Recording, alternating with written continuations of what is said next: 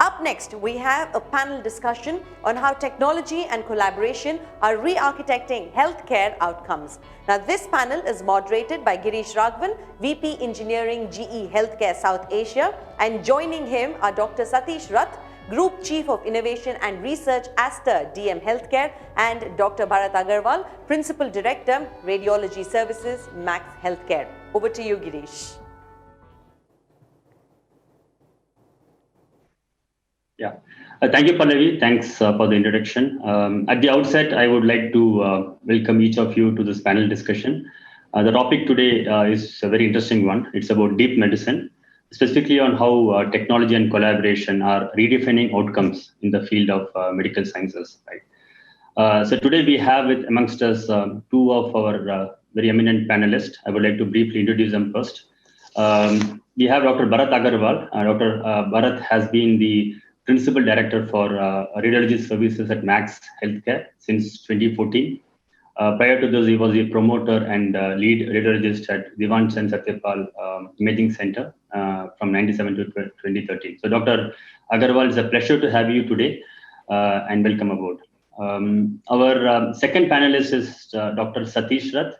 Dr. Satish is the Group Chief Innovation and Research Officer at Aster DM Healthcare, one of the unique comprehensive healthcare providers in GCC and India. He's a physician as well as a digital health scientist with multiple patents and publications. Recently, he founded the X Health Innovation Lab, India's first global digital healthcare and life sciences incubator and accelerator. So Dr. Satish, again, welcome on board. It's a pleasure to have you on board as part of the panel discussion. So before we turn on to Dr. Satish and Dr. Bharat, let's set a very brief context. Right. See, the healthcare ecosystem has seen exponential growth and evolution in the last few years. But more recently, COVID has significantly altered the healthcare delivery models across the world. Remote patient care, virtual care, virtual health, telemedicine, and the likes are increasingly becoming the new order. We are also seeing significant stress on the healthcare systems across the world towards increasing capacity, driving productivity, and improving clinical outcomes. And these are not problems that few large players in the healthcare industry can solve in isolation, right? These require solutioning mindset and collaboration at a much larger scale. And for this to happen, we need to work hand in hand, collaborating with players in this field who have complementing solutions and see how we can solve problems together. More recently, the whole trend of pay for outcomes rather than pay for service is slowly gaining currency, making precision health a very critical and crucial necessity. So given all these conditions, it has become imperative for large healthcare players to expand the scope of their traditional role and pivot from being the creators and providers to orchestrators of this change. So with this, this panel would discuss startup collaboration programs and their effective re-engineering of healthcare outcomes for both patients and providers. So with this, I would like to turn on to Dr. Bharat. So Dr. Bharat, I will have the first question to you. So given that the tech startups may not have an insider view into the healthcare industry, especially the on-ground rules or realities in an hospital, at what point in a startup development journey do you see value in getting involved and bringing in your strategic insight? And this is all the more important, Dr. Bharat, because if you look at a lot of startups, at some point tend to fail towards the end, and the idea is to get them much upfront. So Dr. Bharat, what are your thoughts around this? So good evening, Girish. Good evening, everyone. And thank you for having me on this panel. I think we as healthcare providers and clinical radiologists, I'm specifically talking about radiology, create value through the entire journey of all startups. And interestingly, we have participated and interacted with a bunch of the radiology startups in both your cohorts. It is important for somebody in the startup world to understand the real life impact of what they do, right from conceptualization to execution. And I think we have demonstrated with each of these startups that we help them look at real clinical world solutions we give them exposure to not just the technical part, but also the impact in terms of the clinical part. And I think importantly, we also help them understand and conceptualize their go-to-market strategy, because eventually we will and are payers for what they put forward and develop. And I think if we can contribute to all three facets of those of their life, we create value everywhere. For instance, for some of the startups, we have actually participated in actually doing clinical research and validation studies by recruiting patients through research studies. For other startups, we've contributed in actually execution of their solutions in real life world. And I think one of the things that really kickstarted and gave a huge thrust to some of the companies that we are seeing in our ecosystem was this whole corona pandemic, where radiology played a very critical role, both from a chest X-ray and a chest CT perspective. And some of the cohort participants from your previous set actually interacted deeply with us to provide quick fix solutions in a tough period, where we were helped dramatically in ensuring that our teams were safe, we were accurate, and patients benefited extremely quickly. Okay. Thank you, Dr. Bharat. I think that is quite insightful. So I'll just now turn on to Dr. Satish. So Dr. Satish, over the years, right, you have had a ringside view into the digital transformation of healthcare, both as a clinician and also as being part of large corporates, right? Have you had reasons to rethink your approach to collaboration? And if so, how have you been approaching this? So thanks, Grace, and thanks for having me here. Good evening, everyone. I will just add on to what Dr. Bharat said, right? So it's very important to bring the problem definition and the solution creation, together. So far, the challenge has been, the technology is being made by either corporate research or let's say either by big tech companies or by startups outside the problem area definition, right? So they imagine something, this can be the need of the patients or the doctors. They develop something, and then at a very late stage, they actually, get to, expose it to the doctors or the patients or the healthcare workers or the healthcare systems, right? This has been one of the main reasons why startups, especially in digital health, which is new, has failed. So in my opinion, I think, if right from beginning, from the problem definition till the solution is actually finalized, if it is done inside a hospital environment or a healthcare environment, and this is going to reduce a lot of, let's say, failures in the future, because you are going to go through rapid prototyping. You are going to keep on taking iterative approach of taking insights from the healthcare environment, again, rebuilding your algorithm, again, taking the environment, again, rebuilding your algorithm. So this becomes, very, very important. So the recent formula, what we say is called clinical simulation lab, where I think, startups can come in. They can access to the insight of the doctors or the healthcare IT folks or the healthcare finance folks, as well as they can have access to data, which is anonymized, so that, they can build their models. Once they build their data models, as well as, validated with the clinical insight from the healthcare workers, this is going to be a very, very good cocktail, which can predict their outcome, as well as, which can restrict the failures in times to come. So I would say start as early as possible in a healthcare setting where problem can be defined and prioritized, instead of, starting late by just, showing it to them after you have built your prototype. Okay. Thank you, Dr. Satish. I think I would probably add one more question to you, Dr. Satish, as an addition to this is, when you talk about prioritization, right? How do you prioritize between the short-term play, like a quick, immediate benefit, which may not be sustainable, versus looking for a longer-term solution, which required significant investment and time and resources, and ROI would take a much longer period of time, right? I think more often than not, we see startups struggling with these two shifts in paradigms. So what are your thoughts around that, Dr. Suresh? So this is a very good question, and thanks for asking this. So a startup has to be very, very clear, right from beginning, what they are after. Are they doing some incremental fix which nobody has thought of? and they have actually got that pulse. Yes, this is actually needed by the doctors. And if I, let's say, improve the accuracy or efficiency of something which is already existing, people are trained about it. I think, if you're a startup with angel funding and let's say bootstrap, then ideally you should be going for something like that. On the other side, I'm not discouraging that, you should be really not going for deep sciences like deep learning or let's say, completely new inventions like life sciences based. You should be also going for that. But again, take a feedback in addition to the hospitals or the doctors, take a feedback of a corporate like G or somebody else who can really tell them, okay, this is really good, this is unique, but this is going to have a, long incubation cycle. So are you ready for it? So, my advice to starters would be define your immediate problem. If you can solve this, you are up for it in a year kind of a thing, which is already, in the system. But you can also go for something which is really disruptive, but then, do take help of a, known player in this field, because this is a very complex interdisciplinary one. That's where, a big corporate research backing or maybe endorsement or maybe guidance comes to big help. Okay.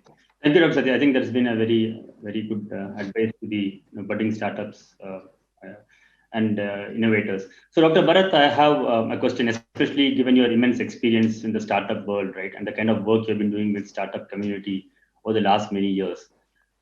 What are the key elements you look for when a startup approaches you for collaboration, right? And how do you make those decisions to say that which startup you work with and which you do not work with, and what goes on your mind when people approach you? So, Girish, it's an interesting question because temperamentally, I'm like a schoolboy. So I jump and get very excited the moment any young startup walks into my office. I think the first thing I actually do, and this is really basic, is to try and engage them to understand their vision and their whole process of executing that vision, however frivolous, unique, or common their idea is, because eventually each of these buckets will make a difference in the larger outcomes in healthcare as we go forward in life. So while I completely agree with Dr. Rath, I do not discourage startups which are doing something completely innovative and out of the box with absence of visibility on, let's say, an MVP in the short term. Because there are problems that I see as a clinician over the last 30 years that we haven't really addressed deeper problems in healthcare in the last so many years, where we need to actually come up with something truly innovative. So it is important that when I talk to these startups, I understand their concept, their impact in the world. The first look is always through a technical and a clinical perspective, which is that are they solving a genuine problem? And is that problem something that needs to be solved? Because sometimes startups don't really have a visibility that what they feel is a problem, does it really need a solution? Because sometimes things are best left untouched. It's after that I actually evaluate their integration in what is the current method of either diagnosis or treatment in today's clinical algorithm. That's extremely important. And then, of course, comes the fact that how will they change in their preliminary vision? And I've seen a lot of startups, change track somewhere in the middle based on their interactions and their experiences and their products utilization or lack of it as they start implementing. Is that how much impact would it make on one, clinical outcomes, two, efficiencies, and three, cost? We are living in a space and time where a lot of medicine is now commoditized. And I think what we're doing today in this meeting in the startup world is actually increasing that availability and commoditization of small and large components of what build efficient healthcare ecosystem. And obviously, since I have deeply connected to the startup world for so many years, I also evaluate their ability to be successful financially. And that's the tricky one, because that answer is not readily available. And while I do understand that some problems, and we have a distinguished set of investors, I've seen the chat, some really distinguished investors who are listening in, is that some problems don't necessarily have a short-term, revenue generation visibility as we talk today. But because some of these startups really deal with high impact areas where, given the right mentoring, and GE does that beautifully, I think people like Dr. Raj, Max, and there are so many other hospitals which are now proactively looking at engaging, helping, and being early users to their startups. As long as we all understand that there is an impact, I think that set of startups tends to get a little sidetracked. And I don't discount or discourage that group either. So it's a holistic view. And obviously the founders are important, their backgrounds are important. And the way they articulate their problem-solving abilities is something which helps us evaluate who to work with and who not to. Thank you, Dr. I think you've been quite candid in the way you approach things. Thanks for your inputs. I have one last question, perhaps, in the interest of time, and maybe I will request both of you to chime in. And there cannot be a panel discussion where we don't talk about funding, right? That is one of the most important points. So the question here would be, how can collaborations and pilots with large OEMs like GE Healthcare and large hospitals like Max Healthcare and Aster help startups raise funds for short-term and long-term needs? What would be your thought process around this, and what are your inputs on this? So this is very crucial, right? I mean, startups come up with great ideas, but I think as a society, we don't do enough justice by saying them, okay, great idea, but there is no money, so where do they get their money? So I think the responsibility is, combined. But let's say a hospital along with an investor, like let's say in Aster-DM Healthcare, so we have LSV Capital, which is one of the largest deep tech, deep learning and life sciences, focused early stage pre-revenue, let's say, venture fund. Along with, we have a clinical simulation lab of Aster. So, what we are really looking for is you take your idea to us, bring your idea to us, and we actually rate you based on your clinical feasibility, your IT integrability, and your scalability, as well as your business model. Maybe, we make it very objective that, these are the 4 things what we are looking for. And we are absolutely okay to take pre-revenue, let's say startups, which doesn't have any revenue already into them. So this can be a good model where I would encourage other hospitals also to, come together, work with a healthcare fund. The healthcare fund is also looking for, where do they actually get a hospital partner? So, even a healthcare fund in silos cannot actually, provide the right kind of advice to the startups. Similarly, a hospital alone cannot, do it without a, good corporate backup or good digital health venture startup. So I would say maybe this can evolve as a good model where everybody is actually, winning out of it. So I would say as a hospital, our aim is, if they are solving my problem, I can be their first customer, right? So, as a hospital, they are, we are always looking for newer solutions and what best can be there, if they are using my bed to, solve one of my problems. So I would say, maybe this interdisciplinary approach can be a good solution going ahead. Okay. Dr. Bharat? So Girish, what's important here is what you said right in the beginning. It's that both you and we need to work together. And we run a very busy clinical department, and yet we do try our bit to ensure that we have a pulse on what's the future and what's the present in technology.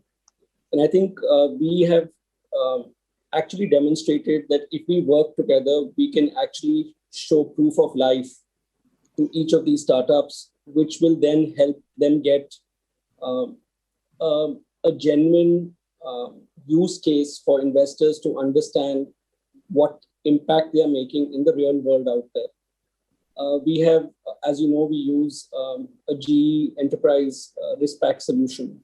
And over the last 1 year, we've actually integrated a few of these AI solutions on our PACS real time. And that's something which I feel is, and we use those solutions on a daily basis to bring a change, a difference to our patients. And I think we have demonstrated with you to these startups. Now it's up to them to use that real life application, that real life experience of what difference their products are making, to help them get the right kind of funding to ensure that they succeed in the larger interest of mankind, if I'm allowed to use something dramatic. Thank you, Dr. Bharat. I think that was quite insightful. And without doubt, it's very clear that as an ecosystem, we have a lot to do for the startup community to thrive and evolve, right? And it's so nice to see that all our partners are getting together and creating a very conducive environment where we all can get together and help the startups thrive and evolve. So again, I want to thank Dr. Bharat and Dr. Satish for your time today. Thank you. They've been very insightful, and your feedbacks have been extremely helpful for our folks who are on the call. So thanks to both of you, and Pallavi, over to you.